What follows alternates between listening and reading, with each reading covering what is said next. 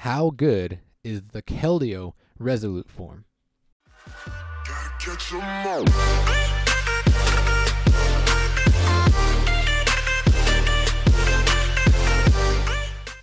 What's good? It's your boy Rico. Welcome back to another episode of Pokemon Duel. Now first, before we get into this video, I do want to apologize. I did not stream this weekend. I was really busy this weekend. Not really busy, but the CrossFit games were on, so I was watching the CrossFit games all weekend long. And another thing before we get going, the GG Boy Team Rico shirts, the medium men's are selling fast. But don't worry, we still have 2 medium men's, we have 8 large men's, and we have 2 large women. So if you want one of these shirts, please message me on Instagram, Discord, or Twitter, and I'll tell you how we can get it, or how I can get it to you. It's just $20 US, and I will take care of the shipping. If you haven't seen the shirts, this is what they look like.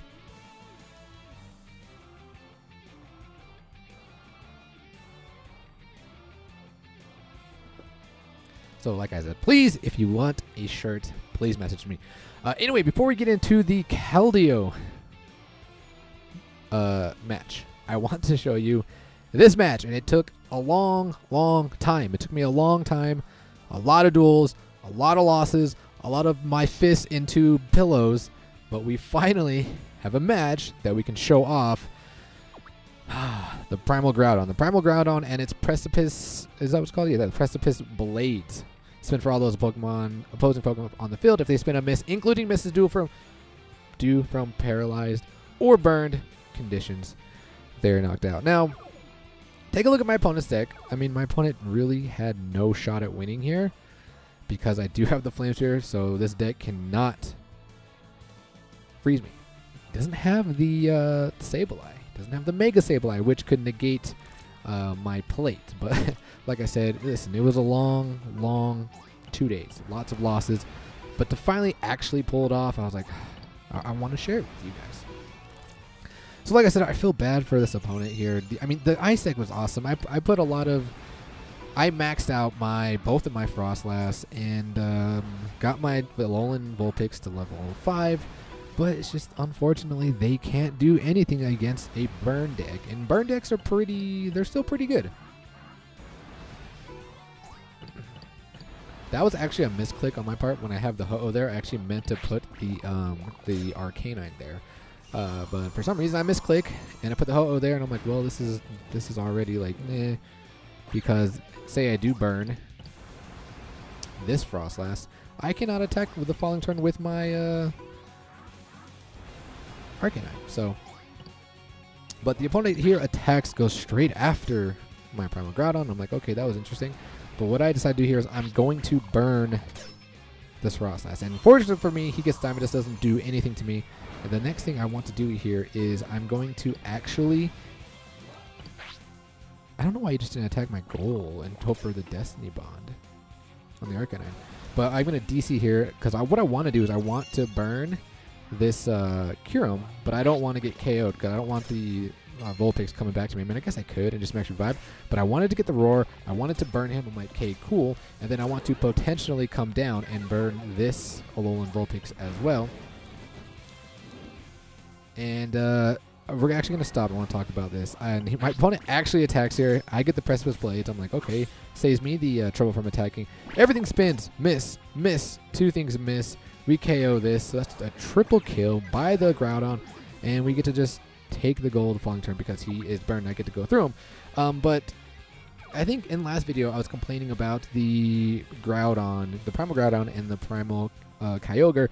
They don't have enough damage. Well, I actually played another deck. I think I got rid of one of my No, I actually got rid of my Ho-Oh.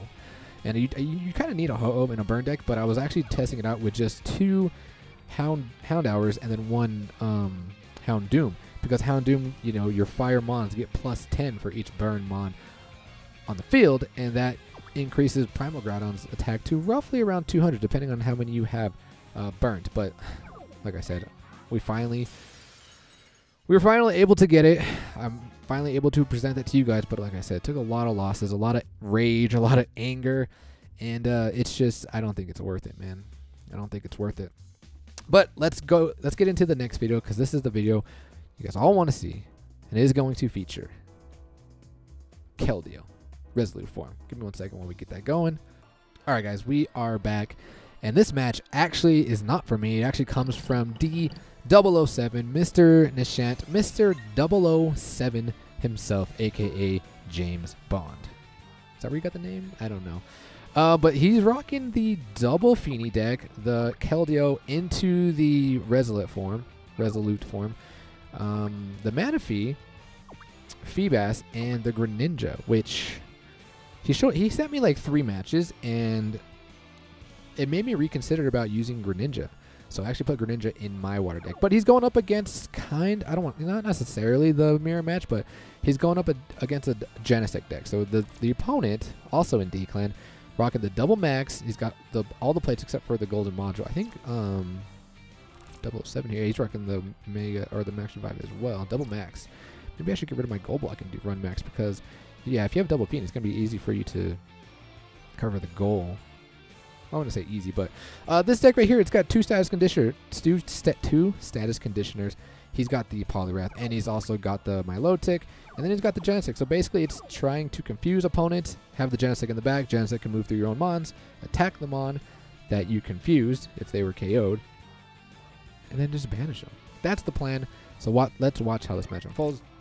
007 here is going to play the Aquasphere already, while Porino brings up his Tapu Fini, so he has to block off with his Tapu Fini, and then he can bring on his Tapu Fini, and Porino brings on the Milotic. And I like what Nishant did there. Why? Because he does not want his Tapu Fini to be confused. Tapu Fini confused is completely garbage. It's just a miss machine. So I like the retreat, and I like that he changed it back to Greninja, because a confused Greninja basically is a dodging machine. And there's nothing in here that can take away the blue. But what's even better confused, we'll discuss when we get there. So he's going to move Manaphy closer.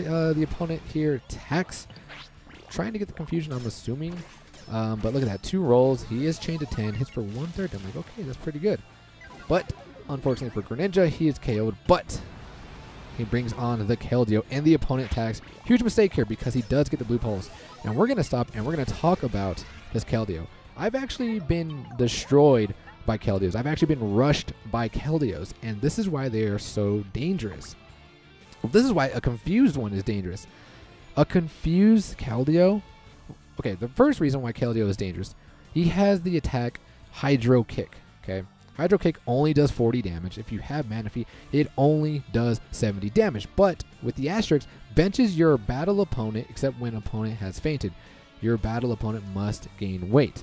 When you have the evolution, you don't get KO'd. They go to the bench, you evolve, and you're still on the board. So if they rush you and you attack like with your goalie, that's pretty much GG boys. But now let's go talk about the confusion. A confused Keldeo. Well, if you look at the confused Keldeo, it is basically OP. It's going to hit Sacred Sword. It's going to go straight into the Hydro Kick. See you later. You're off the board. He evolves. Or if he hits Hydro Kick, he gets the Water Jump. This figure is insane. I mean, what level is his? 4. That miss is still, what is that, 8? 9, damn. So it's got a 9 miss. Keldeo chained at 9 would be pretty good. But anyway, so yeah, he is confused, and like I said, he's pretty OP. And the opponent's like, yeah, I don't want no part of that. I'm going to get out. And I actually love what he does here. The Nishant goes after, and he attacks the Poliwrath. Basically neutralizes the Poliwrath because now he's going to evolve. Well, if Poliwrath attacks the Milotic, that's good for Milotic, because Milotic, we're going to stop and talk about that. When Milotic is confused, Milotic is basically hitting for, wait, this Pokemon moves to the bench, blah, blah, blah, blah. If this Pokemon is affected by a special condition, yeah. So if he's confused, he's basically getting plus 50, and he's hitting for 190, 220 with the Manaphy on the board. So I really like that play. I like what he did there. And it looks like Nishant is going to DC here. He's going for the Pony Wish. And he gets it. And he chooses to remove the Milotic, which I don't necessarily know if I would have done that, because I think the biggest threat... Well, no, that's true. That is true. He is a big threat because he is with the main status I wouldn't say the main status conditioner, but he is a status conditioner. So I think I would do that. That actually makes sense. But now the opponent, he knows this thing is a problem. See, look how good that's confused. And now I'm pretty sure Nishant goes in and attacks. Minimax revives. Brings on Greninja. Okay, so he wants to surround. But the opponent's finally going to bring on the Genesect, and he's going to attack. There's no reason not to attack a Genesect that's just on the board. But Nishant does not want to get confused here, so he's, or not confused, but we're actually going to talk about that. But he does not want to get surrounded. And in my opinion, what the opponent did there was somewhat risky. I mean, he does get the fortunate roll. Greninja is off the board, but had that been a neutral roll, had he rolled a dodge, he would have been gone anyway. Oh, just kidding. That's not his Tapu Fini. Okay, so I agree with that play. But now Nishant is going to go in. He is going to attack. And look at that. He does spin right into the Hydro Pump. He gets his damage is lower. But he's going to evolve. And now that Suicune is off the bench, and the opponent makes a big mistake here, and he max revives and forgot that he has his own Fini on the board, and you can attack upon coming in when your Fini's on the board and you're a Watermon. He should have tried to use his play and tried to take out the Resolute form, although I don't think he had the favorable rolls. But I want to get my hands on Keldeo. I think Keldeo is a really good Pokemon. But I don't know if we're going to spend the materials on it. But the Queen's Cup, guys, how is the Queen's Cup going? I think we have one more day. Well, like technically 2 more days, but we'll technically until tomorrow night. And I'm not doing the greatest. Like, I'm only at... Wait. I don't know. I haven't really had much time to play. Because, like I said, been busy weekend. Yeah, I'm not even at 10,000 points. And we need to get to 13,000 just to get the EX Cube. And, I mean, I do want the EX Cube. It's a free EX Cube. So I'm probably going to try and grind the rest of the day and tomorrow. So we have 1 Rainbow Booster. Let's open this. And since I do have the Manaphy, what do I want to wish for? What do I want to wish for? What do I not have? Drampa. I don't have Drampa. Can I get Drampa from this? I don't know if I can, but can we pull an EX? Let's see. Nah, we don't get an EX. We get an Electric. An Electric. Oh, well. But yeah, guys, we are going to cut it there. I hope you guys had a great weekend. Tomorrow's Monday. Let's get those goals going. Ready?